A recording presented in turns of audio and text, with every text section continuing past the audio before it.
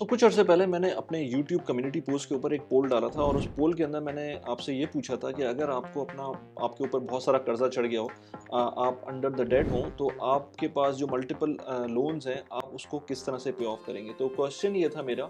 यहाँ पर आपको क्वेश्चन नजर आ रहा होगा, बल्कि ये छोटा सा लग रहा है तो आपको मैं बड़ा कर देता हूँ। क्वेश्चन ये है कि while paying off debt which option from the below would you prefer and why. So दो ऑप्शंस हैं, एक है डेट स्नोबॉल मेथड और एक है डेट एवलांच मेथड।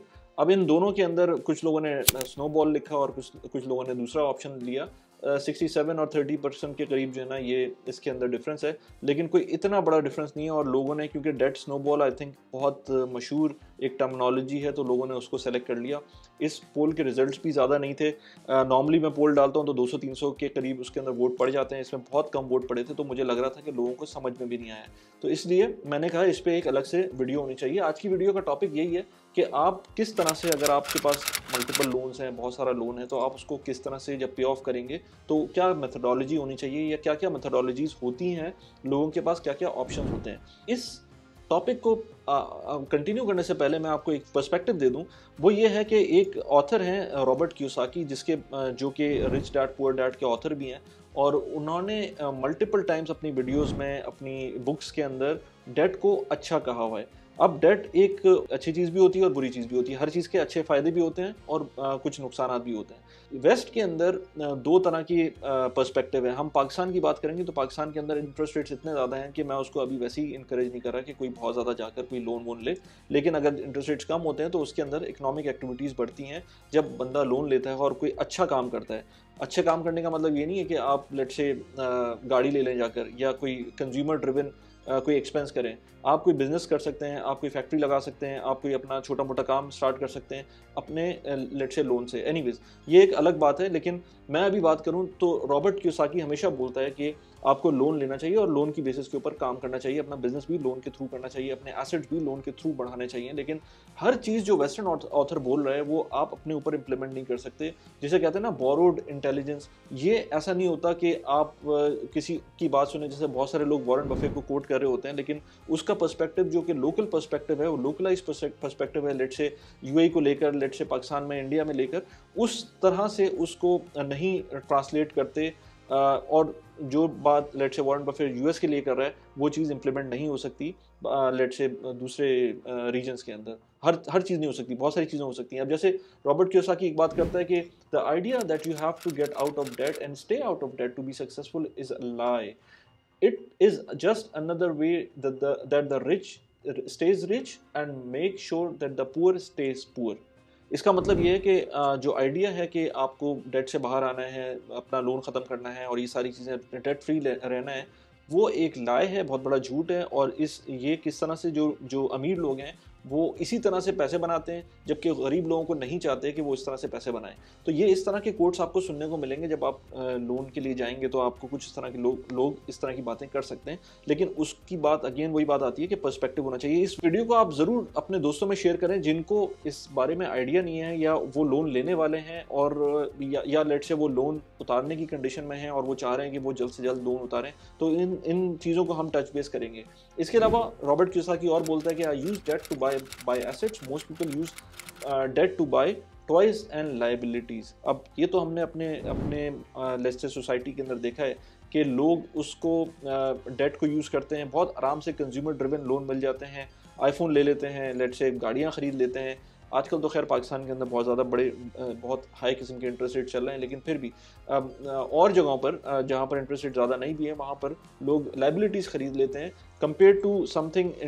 लेट से जो लोन लें वो इन्वेस्ट करें किसी ऐसी जगह पर जो उनको फ़ायदा कर सके इन द लॉन्ग टर्म, चाहे वो एसेट्स हों, चाहे वो अपनी स्किल्स के अंदर इन्वेस्ट करें, कुछ भी कर सकते हैं, लेकिन उसको कहीं किसी एसेट में इन्वेस्ट करें।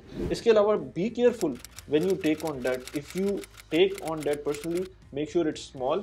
If you take on large debt, make sure someone else is paying for it. अब ये बड़ा इंटरेस्टिंग किस्म का एक कोट है उनका, जो कि कह रहा है कि आप मेक श्योर करें पहले तो लोन जब भी ले रहे हो तो बहुत केयरफुल रहें, और दूसरा ये कि जो छोटा लोन लें, और जब छोटा लोन लें तो उसको ऑफ कोर्स पे ऑफ कर दें, और अगर आप बड़ा लोन ले रहे हैं तो उसको आप मेक श्योर करें कि कोई और पे ऑफ करे। अब इसका क्या मतलब हुआ? इसका मतलब ये हुआ कि आप कभी भी कोई लेट से बड़ा एसेट ले रहे हैं, उसकी प्रोडक्टिविटी ऐसी होनी चाहिए कि वो आपको अपने पैसों से पे ऑफ ना करना पड़े। आप जो काम कर ले रहे हैं उस लेट से एसेट से, वो ही आपको पे ऑफ कर सके।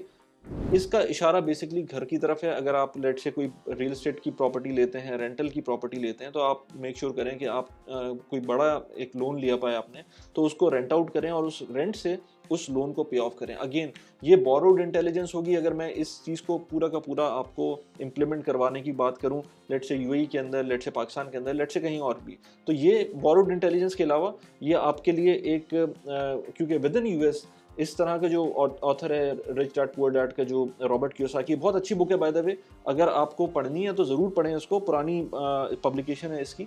मैंने लिंक डिस्क्रिप्शन में डाला हुआ है। मेरा एक रेफरल लिंक है अमेजोन का, उसके थ्रू आप उसको ख़रीद भी सकते हैं। बहुत अच्छी बुक है। लेकिन आजकल जिस तरह से रॉबर्ट कियोसाकी बात करता है, मैं उससे बिल्कुल भी जो बातें वो कर रहे हैं इस वक्त, उनमें से 90% बातों के अगेंस्ट हूँ।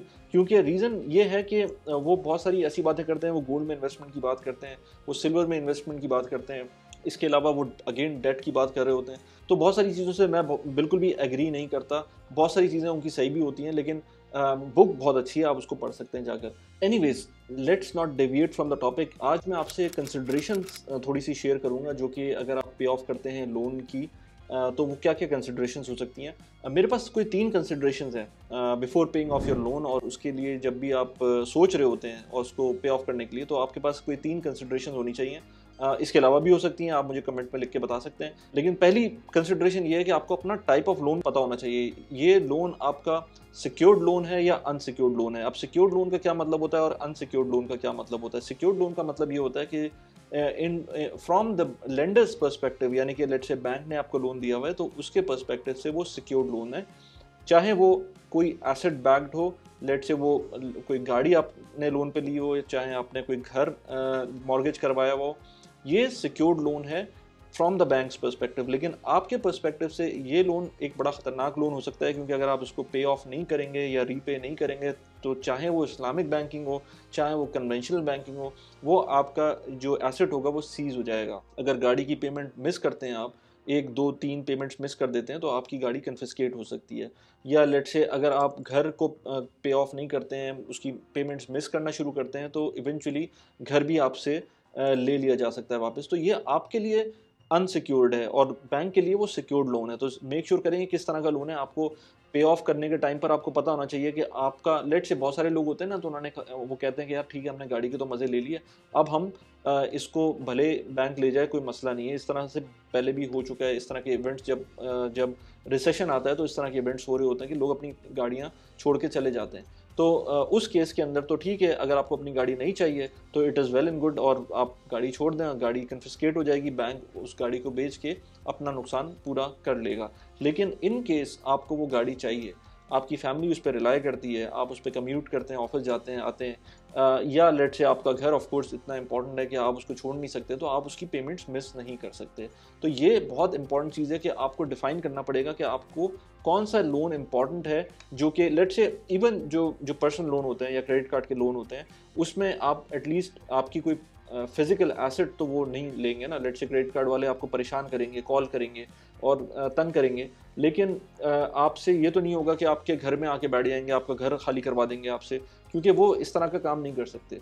लेकिन इन केस आपका मॉर्गेज पेमेंट नहीं होती, तो वो ये हो सकता है। तो आपको ये पता होना चाहिए कि आपकी प्रेफरेंस क्या है। अगर आपकी प्रेफरेंस ये है कि आपको हर सूरत में अपना घर बचाना है, तो ऑफ कोर्स घर के पैसे तो देने पड़ेंगे पहली उसके अंदर। तो ये हायरार्की ये बंदे को खुद पता होगी। ये मैं इस जगह पर रहते हुए आपको नहीं बता सकता, ये आपको खुद डिसाइड करना होगा। अच्छा, अभी हम पहले जो मैंने सबसे पहले शुरू में बात की थी, डेट स्नोबॉल मेथड, और दूसरा जो एवलांच मेथड था, उसके बारे में हमने बात की थी। लेकिन उसके बारे में हम तीसरे पॉइंट पे आते हैं। पहले हम ये बात करेंगे कि अब आपका लोन जो है वो कितना बचा हुआ है। मतलब ये भी हो सकता है ना कि आपका एक लोन हो जो कि अभी 10 साल के लिए मौजूद हो, लेट से मॉर्गेज। दूसरा लोन हो आपका, लेट से एक पर्सनल लोन है जो 4 साल के लिए मौजूद है। एक तीसरा लोन है जो आपका लेट से 1 साल के लिए अब रहता है।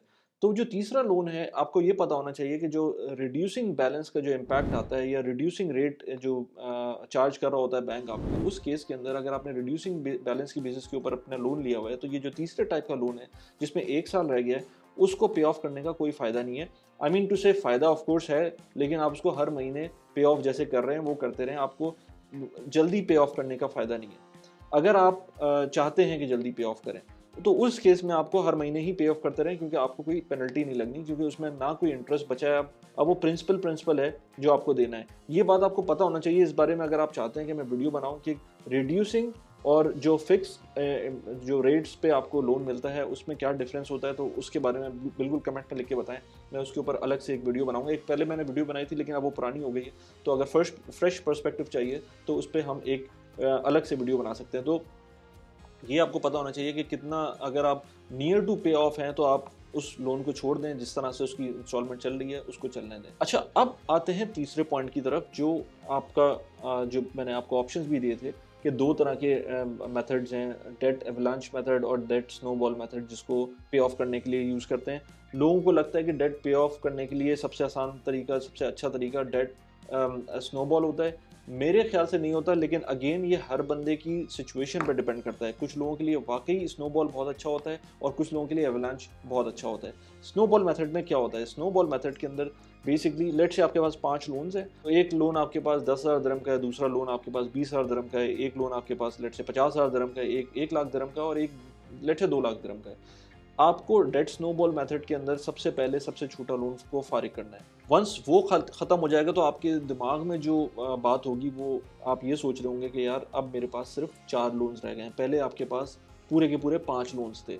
ये आपको जैसे जैसे आप इसको पे ऑफ करते जाएंगे, उसके बाद अगला छोटा लोन पे ऑफ करें, उसके बाद उसके अगला छोटा लोन पे ऑफ करें, हल्के हल्के करके आपको ये साइकोलॉजिकल इम्पैक्ट देगा और आप इवेंचुअली डेट फ्री हो जाएंगे।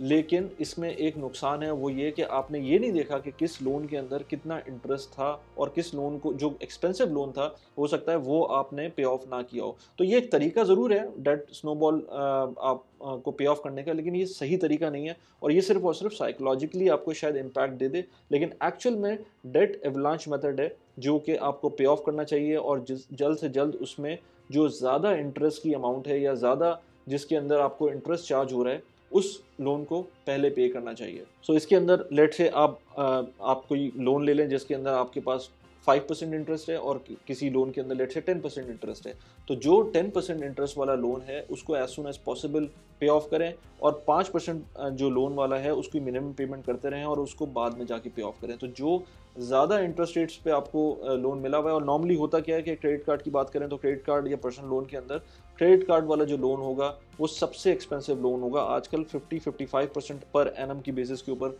ये लोन आपको एक्सपेंसिव पड़ता है। तो मेक श्योर करें क्रेडिट कार्ड के ऊपर तो किसी सूरत भी कोई लोन ना रखें।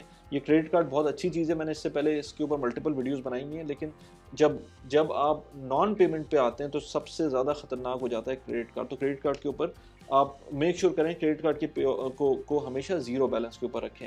उसके बाद बड़े से बड़ा जो आपका इंटरेस्ट रेट पड़ रहा है उसको पे ऑफ करें, एंड इवेंचुअली आप इसी तरह से जब स्लोली एंड ग्रेजुअली पे ऑफ करेंगे तो आपको ये आइडिया हो जाएगा कि कैलकुलेशन के हिसाब से जो एवलांच मेथड है वो ज़्यादा बेहतर है, जिसके अंदर पहले हाई इंटरेस्ट अमाउंट को आप पे ऑफ करें and then go towards the smaller amount जैसे जैसे आप अपना सारे लोन को पे ऑफ करना शुरू कर देते हैं। As I said before, try करें कि लोन को अवॉइड करें, अच्छी चीज़ों में इन्वेस्ट करने के लिए लोन लें, उस चीज एसेट्स में इन्वेस्ट करने के लिए लोन लें। मैं तो बल्कि कहता हूँ कि जब भी कोई मैं ऐसी चीज़ बाय करता हूँ जो कि मेरी वांट्स के अंदर आती है, मैं उसको बजाय इसके कि लोन लूँ उससे, मैं तो उस उतने ही इक्वलेंट अमाउंट उसके अंदर इन्वेस्ट कर देता हूँ। इसके ऊपर मैंने एक वीडियो बनाई थी कि मैं अपने जब भी एप्पल की प्रोडक्ट लेता हूँ तो उसके अंदर मैं किस तरह से उसको उसके अंदर इन्वेस्ट करता हूँ। यहाँ पर उस वीडियो का लिंक लगा दिया कि एप्पल के स्टॉक्स में मैं किस मेथोडोलॉजी के थ्रू इन्वेस्ट कर रहा होता हूँ। इसके अलावा साइकोलॉजी ऑफ मनी के ऊपर मैंने एक बुक बनाई थी जो कि मॉर्गन होसल ने जो उसके ऑथर हैं और बड़ी ज़बरदस्त बुक है, उसके ऊपर मैंने एक वीडियो बनाई थी। यहाँ पर उसका लिंक लगा दिया। कैसी लगी वीडियो प्लीज़ मुझे बताइएगा। Thanks for watching the video. Bye bye.